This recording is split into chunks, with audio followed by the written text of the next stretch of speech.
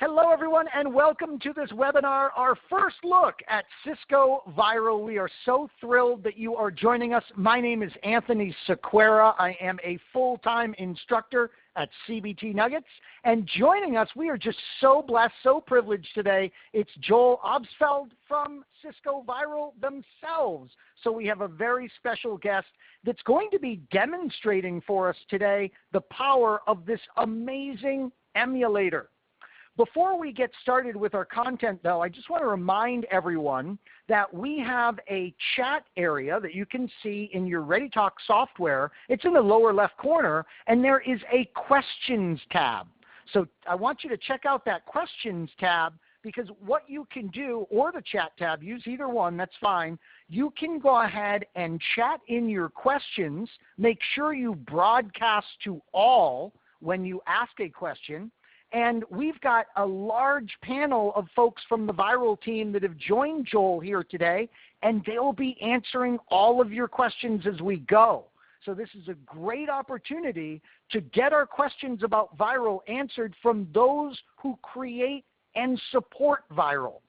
We will have an official Q&A section at the end, so feel free, if you would like, to just pay attention and hold your questions to the end to that Q&A period. If you have to run off during this 30-minute presentation, do not fear, because we will be making a recorded version available. It'll be posted usually within 24 hours of this live event to blog.cbtnuggets.com. So the CBT Nuggets blog will have the recording for you to enjoy, review, share with your friends following this presentation. Let's get started. I waited for this Cisco VIRL product for years. I heard rumors that Cisco was going to release a product that would allow us to emulate their various devices, and I just couldn't wait to get my hands on it. It was a couple of years ago at Cisco Live here in the USA where I finally saw a booth called Virtual Internet Routing Lab, and there it was, Cisco VIRL. And now, of course, we have it available for purchase and download. And one of the most exciting things for me about VIRL is the fact that every, I'd say couple of months, the VIRL team produces a new version that has exciting new features that all of us VIRL users have been asking for. In addition, they keep improving the images that run inside of VIRL.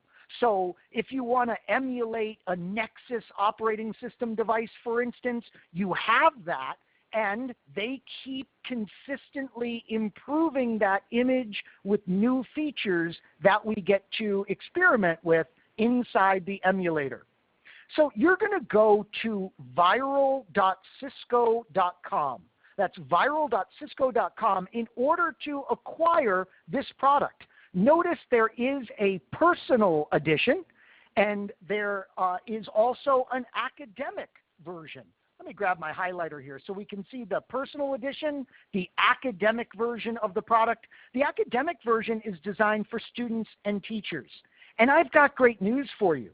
For everyone attending this presentation that is a CBT Nuggets subscriber, we're going to email you a 30% off coupon code. So that is just a nice opportunity for you to take advantage of, thanks to your attendance in this particular presentation. So we purchase VIRL, and then we're ready to install. But wait a minute, back up. Before we make the purchase, you're going to want to make sure that you have the requirements in place in order to run VIRL. Here they are. You need a 4 CPU core, 8 gig of RAM device, PC, or what have you. I love to run VIRL on a Mac, but you're certainly not required to do that by any means. You need a virtualization capable BIOS. Most of our devices that we would purchase today are, but there's some like tablets, like I have a Cintiq Companion that actually is not set up in its BIOS for virtualization. So on that kind of strange, tablet-like device, I wouldn't want to attempt to run VIRL, nor would I. 50 gigs of free space for the installation, and then notice one of the VMware products. What's nice about this is, of the VMware products, the complimentary VMware player is included. So we really don't have to purchase additional software beyond the VIRL purchase in order to take advantage of this killer emulator. Now, I wanted to stress something to you, and that is the devices that are out there. When VIRL first came out, I have a bunch of machines that meet these requirements, but they're kind of special purpose. Like, for instance, one of the machines that I have, it's a powerful machine. It certainly could run VIRL, but it's the machine that I use to create CBT nuggets with. And, you know, I'm already really putting that machine to work making CBT nuggets every day. So I went out and I grabbed a manufacturer refurbished machine specifically for the purposes of running VIRL. Look at this. This is from a site called UBID, one of the many great sites out there where we can acquire manufacturer recertified or refurbished equipment. And this is a nice quad core 24 gig, 500 gig device that would be quite nice for running VIRL, and it's a total of $409. And by the way, you could very easily max out. I believe this device goes to 32 gigs of RAM. You could very easily max that out inexpensively as well. So we can get these days great devices that meet the requirements of VIRL without necessarily spending all that much money. Now remember, with the requirements of VIRL, the more resources you give it, particularly our RAM here, the more devices we will be able to emulate simultaneously. Joel, I'd love to bring you on the presentation at this point. In fact, just a quick question for you. I believe you and I were discussing at Cisco Live where if a student had a 4-core CPU and 8 gig of RAM, the bare minimum for VIRL, they'd be able to run, what, about 4 to 6 iOS devices? Is that correct? Yeah, that's correct, Anthony. Approximately that. And as you said, you know, the more memory that you can throw at the problem, actually more memory being key rather than number of CPU cores, the larger the number of virtual machines and the wider range of virtual machines that you're able to run. The different virtual machines have different memory footprints. So for example, you know, an iOS V instance is relatively light. It requires about 512 megs to run, whereas an iOS XR instance is a much bigger beast. It's about 1.5 gigs. So yeah, depends on what you want to try and do, but certainly the more memory you can throw at the thing, the larger the simulation that you can run. Yeah, that is awesome. My box that I described that I picked up explicitly for the purposes of running VIRL, that was a 16 gig box. And then, of course, I got so remarkably enthralled with VIRL that I quickly purchased the additional 16 gigs of RAM because I didn't ever want to run up against any restriction when it came to the number of devices. Now, what's funny about that is every single day that I use VIRL, I notice I've only got 3 to 6, 4, 5, 6 machines that I'm actually spinning up. So it's just amazing. We don't need massive topologies, as we know, in order to master technologies. So I want you to keep that in mind as you are designing the machine that you are going to run VIRL on. By the way, one more comment, and then I want to hand it over to Joel here to show off this remarkable product for us. The comment that I wanted to make was once you purchase your VIRL, the VIRL team will do a great job of providing you documentation of the installation for the particular VMware you are utilizing.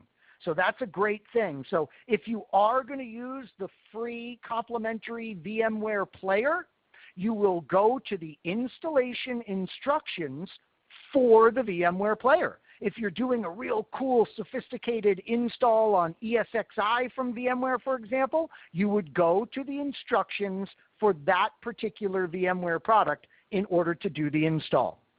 Well, Joel, I'm going to hand it over to you. The first thing we would love to see, if you could show us, would be to use VIRL in order to create some, let's just stick to routers and switches here today. We want some routers and switches that we could configure from scratch. Okay. I know one of the amazing things that VIRL can do for us is it can automate configurations for us. But for right now, I don't even want to think about that. I would love to be able to create an environment that's got no configuration at all that I could configure from the ground up. This is what our CCNAs would want to practice in the audience, for example. Got it. Okay, Anthony, thanks.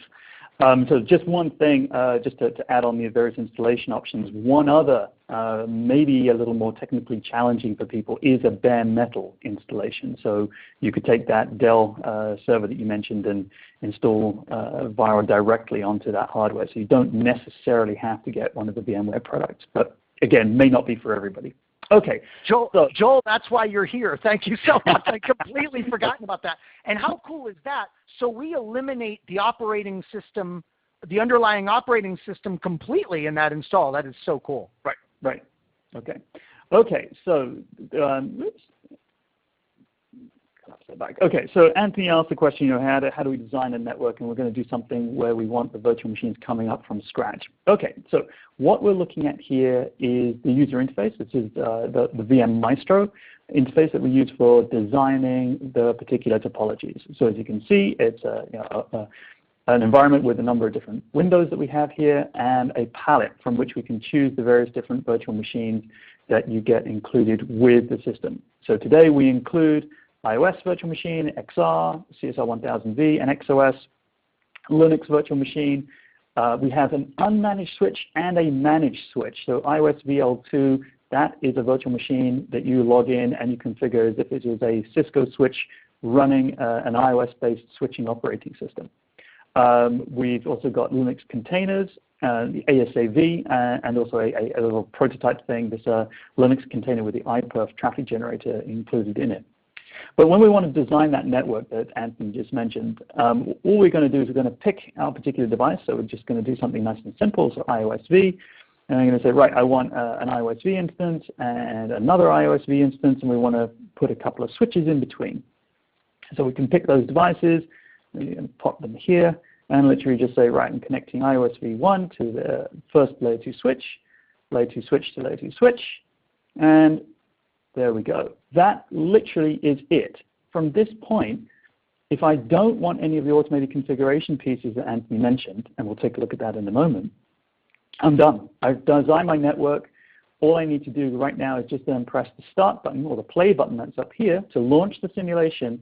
These virtual machines will then come up, and you're then able to log in as if these were factory defaulted, and away you go. You then log in, configure, exactly as if you were sitting there with physical machine sitting on the desk or in a lab and do whatever it is that you want to do for your particular learning goal at that point in time. So like that, is it. The systems are coming up from scratch. You want to do your own IP addressing. You want to set up whatever the routing protocol of choice is. You want to turn on trunking or not. That's really up to you. You've got the full range of capabilities within those virtual machines to do whatever it is that you need to do.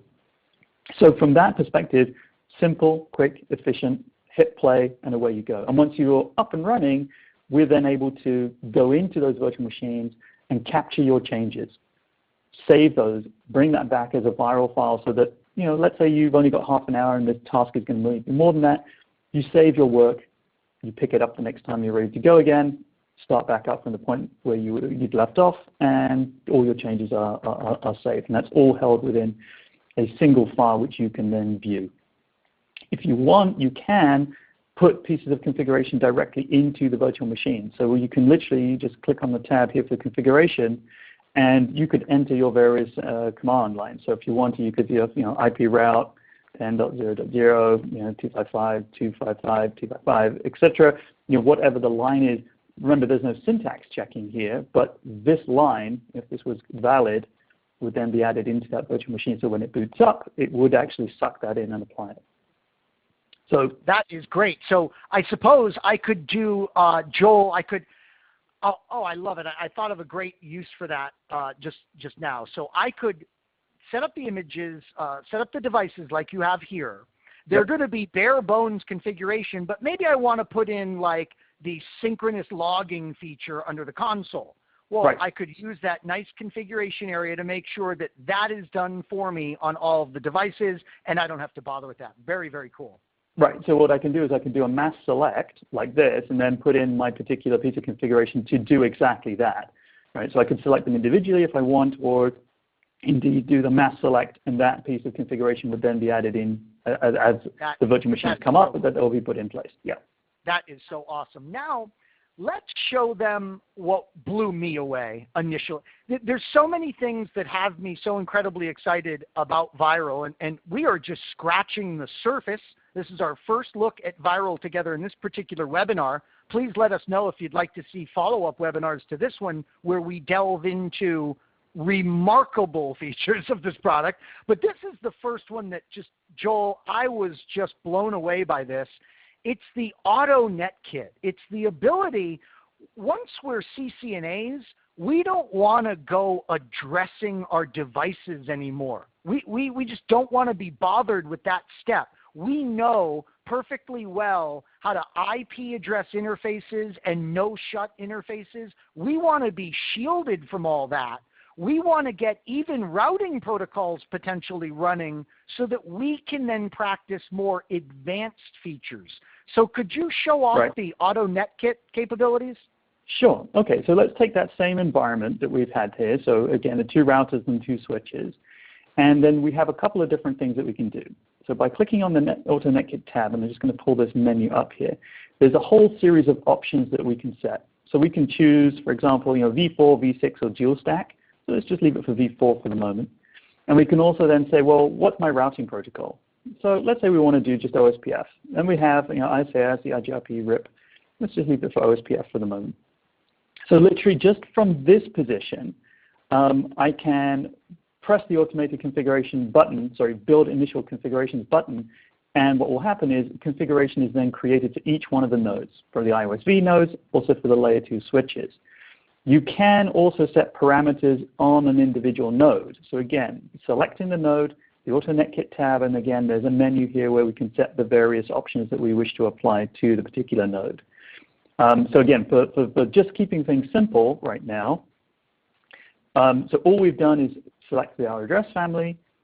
We've then set that we want OSPF, and we press this button up here for build the initial configurations. Away it goes, and we're done. So it's literally that quick. We get 2 things that are coming back. We have this visualization window that has appeared over here on the right-hand side. And what this is doing is it's giving us a visual representation of our topology. So for example, we want to see the OSPF connectivity. Well, from an OSPF perspective, no, shouldn't be doing that. There we go. Oops, where is it? Yeah, it slid down. From an OSPF perspective, notice that the 2 switches have disappeared. Why? Well, because they are not participating in the OSPF adjacencies. So they don't actually exist from the OSPF perspective. Whereas when you flip it back to the view that we had earlier, obviously with the physical, then there they are. There are the switches. Similarly, if we then say, well, what does this look like from a layer 2 perspective or the VTP perspective? Well, these are actually being set up with VLAN 2, so that's what we're seeing there, the participants of the VLAN 2. So again, here we can see from a layer 2 perspective, even though we have the 2 switches, from a subnet perspective, it looks like they're being collapsed into one. So again, this gives us an ability to visualize. We work with diagrams, yet when we're trying to diagnose things like configuration, we're looking at lines and lines of configuration. Isn't it easier sometimes to be able to look at a diagram? So let's look at the configuration itself. So if we select one of these nodes, just move that over. Now that configuration tab, which previously was blank, and we show you could put in those lines, here is the configuration that Auto Net Kit has built for us. So this is an initial configuration.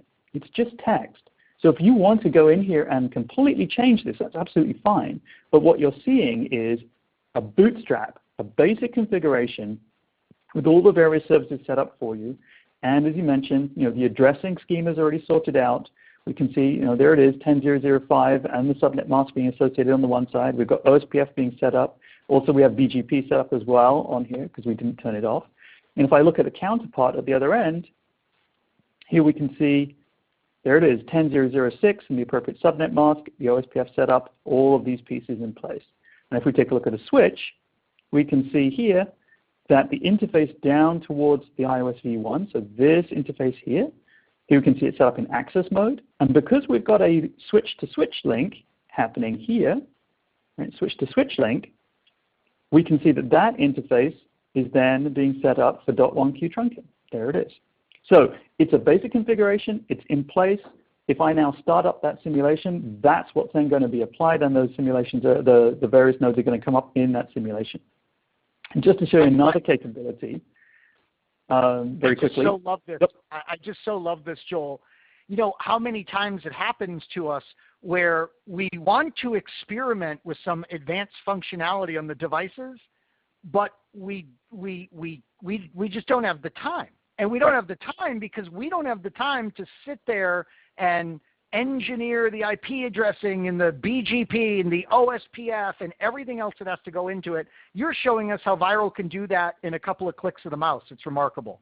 So, you know, take something like, okay, we're all comfortable with IPv4, or mostly are comfortable with IPv4, but what happens when we're trying to look at v6 or dual stack? So we can literally just say, right, give us v6 or give us dual stack, and let's say I'm not going to use OSPF, but I'm going to use ISIS. Let me see what that's going to look like. So again, we just select those options, throw it out to AutoNetKit, back it comes, and notice here that now the labels have changed, so we can see not only loopback IP addresses in v4, but also for v6. And if we look at the configuration elements here, now we're seeing for each of the interfaces, not only the v4 addresses, but also v6, and all the associated entries in the configuration for the dual stack or the dual address families for in ISIS. And you know, I've got that simulation actually up and running right now. So if we go over to simulation mode, so that's exactly the same topology that's running here. We can now log in to those devices. So I can either go in on a management IP port or into the console ports. And let me just pop that one over here. And I'm logged in. And if I take a look, there's my my v4 routing table. And if I do show IPv6 route, there's my v6 routing table that's in place. As we mentioned, you know, we've got BGP up and running in here. So if I do, you know, show IP BGP sum, we can see that the v6, the neighbor is there. Yeah, I think neighbor is there. And if we take a look in on the switch itself, we connect in on the switch. Let's close that one up. Show VLAN. So we can see that the VLAN is active. There's VLAN 2. We can see, you know, show interfaces trunk. And we can see how that is all up and running. We can then do things like, you know, show MAC address table, and we can see all the various learning that's taking place on all the various ports. So yeah, so you've got the full range of functionality in there. And as I said, you know, v4, v6 at the click of a button. Amazingly cool. And I want to emphasize to everyone, because I've been watching the questions as Joel has been doing this demonstration for us, and a question that I see recurring again and again is a lot about licensing. Please understand, when you purchase VIRL, you're purchasing everything that you're seeing Joel demonstrate. It's all licensed together. It's all one. So you're not running around fetching various pieces from various locations and worrying about licensing. This is a comprehensive, you know, licensed solution that you've purchased, and you're able to do absolutely everything that you're seeing Joel do. So I just wanted to really make sure you're aware of that. And the VIRL team does an excellent job, as I said, of updating you with new versions and new images, and they provide a software GUI that you go to in order to acquire those updated components. So when they announce, hey, we just made a new layer 2 switch that does all these additional features, you just go click a mouse button in the GUI and you obtain that particular component. Let's do this. I want to mention one more thing, and then we'll get to everybody's Q&A, and that is the fact that VIRL works with GitHub, and Joel had to teach me all about Git. I was completely ignorant about Git, and Joel said, Anthony, I'm going to show you how cool this is. And what Git allows us to do is it allows me and the other CBT Nugget instructors to create topologies for all of you and place them in a central repository. And the latest version of VIRL makes it extremely simple. You just paste in a URL and click go in order to bring these topologies down. So now we're in a situation where we can share our VIRL topologies, and even though designing in VIRL is extremely simple, as Joel showed, we don't even have to do that. We can go ahead and obtain a topology that we have designed. We want to focus on your questions with our remaining time here, and I'll also leave up on screen as we answer your questions my contact information. What about Joel's? Well, I kind of put that here.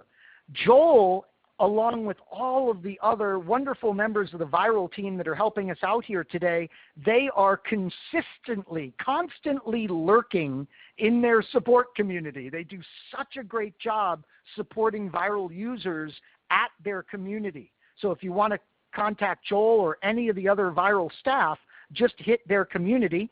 It's the URL you see here, or you could just go to virl.cisco.com and click on the community link at the top of the screen. So I'll leave this up here for you to use, and we'll take some questions. I see one here that says, do the switch images support all of the features available on a real switch?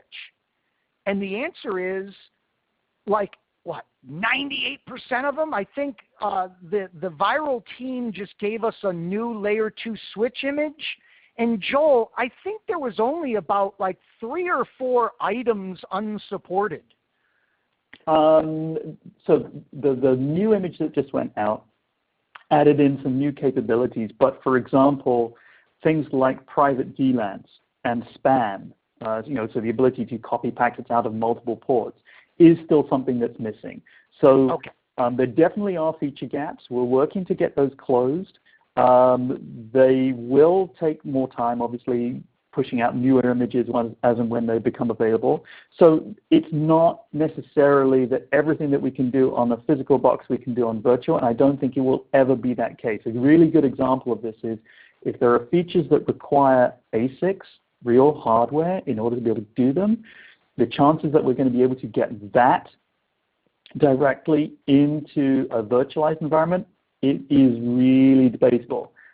In many cases, the answer is, yeah, it just isn't going to come across. So there's absolutely still a need and a spot that physical gear absolutely will satisfy.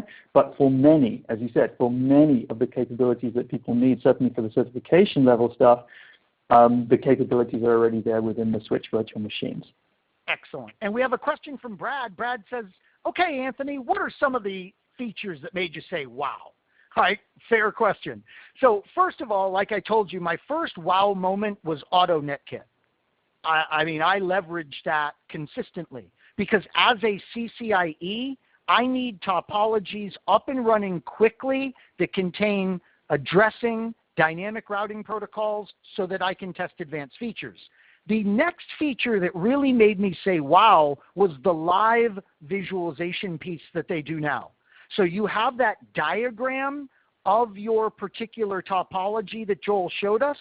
As you're making changes in your configurations, that live visualization topology diagram is updating, and you can easily, as Joel demonstrated, go in and filter it just to see certain aspects of your particular topology. The third feature I'll give off the top of my head that was a real wow moment is how incredibly easy the VIRL team makes it to connect this product to real equipment. So if you want to connect your VIRL topology to real devices and pass actual network traffic through these emulated devices, that is quite simple as well. You can even do things like connect one of your viral topologies to another viral topology. So your emulation connected to an emulation. So many, many, many advanced features that we'll most likely be covering for you in upcoming webinars. I should also point out that there is already a CBT Nugget course on viral. I recorded it probably, I was pretty anxious about it. I was super excited. I think I got it done about 2 weeks after Joel and his team released viral. So certainly I am preparing updated courses at CBT Nuggets to do advanced features that have been released since the initial release of viral. So let's see. Does it support packet capture like in GNS3? Useful when explaining to students. That's been another wonderful feature that the viral team has brought. Initially, when viral was first released, you had to kind of jump through a bunch of hoops, if I may, in order to do packet capture. They've now made packet capture a possibility and integrated it right into the UI.